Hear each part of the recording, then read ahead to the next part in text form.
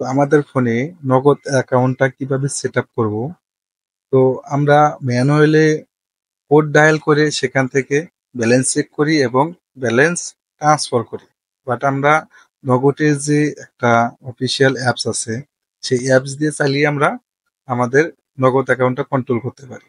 সেখান থেকে রিচার্জ এবং ক্যাশ আউট সবকিছুই আপনারা নগদ অ্যাপস দিয়ে করতে পারবেন।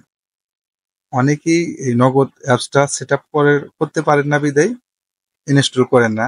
তো আজকের এই ভিডিওটি দেখলে আপনারা খুব সহজেই অল্প টাইমের মধ্যেই আপনাদের নগদ অ্যাকাউন্টটা আপনাদের অ্যান্ড্রয়েড ফোনে সেট আপ করতে পারবেন খুব সহজেই। তো চলুন আমরা কাজটি শুরু করব। আমাদের চ্যানেলে নতুন দর্শক হলে অবশ্যই চ্যানেলটি সাবস্ক্রাইব করে রাখবেন, ভিডিওটি শেয়ার করবেন অপরকে দেখার জন্য, এবং ফেসবুক থেকে যারা দেখছেন পেজটি ফলো করে রাখবেন, ভিডিওটি শেয়ার করবেন অপরকে দেখার জন্য।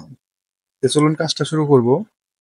তো আমরা প্লে স্টোরে আসবো, প্লে স্টোর থেকে এই অ্যাপসটা ইনস্টল করতে হবে আপনাদের।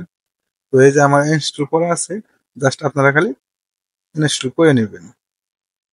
তো আমি আর এখানে নগদ নগদ নাম্বারটি আমি প্রবেশ করাবো। তো আমার নগদ নাম্বারটি আমি এখানে দিয়ে লগ ইন করে দিলাম। এখানে আপনাদের নগদ অ্যাকাউন্টটা যে ক্রিয়েট করেছেন সেই পিনকোডটা এখানে প্রবেশ করা। তো আমি পিনকোড দিয়ে লগ ইন করলাম। তো এখানে ওটিপি যাচাই করুন। তো আপনার নিজ এখানে অবশ্যই আপনার নগদ যে অ্যাকাউন্টটা খুলেছেন সেই সিমটা এই ফোনে থাকতে হবে। এখানে অ্যালাউ চাপ দিলে আমার যাচাই প্রক্রিয়াটা ক্লিয়ার হবে। তো আমি অ্যালাউ ট্যাপ দিব। ট্যাপ দেওয়ার পরে এখানে আমার নগদ অ্যাকাউন্টটা চালু হয়েছে। তো আমি এখানে পরবর্তী ধাপে চলে যাব। তো অ্যালাউ দিয়ে দেবো সবকিছু। তো আমার এখানে দেখতে পাচ্ছেন এখন নগদ অ্যাকাউন্টটা সম্পূর্ণ কমপ্লিট। এখান থেকে আপনারা send money, cash out, mobile recharge, add money, transfer money, অন্যান্য সমূহ, তো এখান থেকে আপনারা সবকিছু ফিচার উপভোগ করতে পারবেন।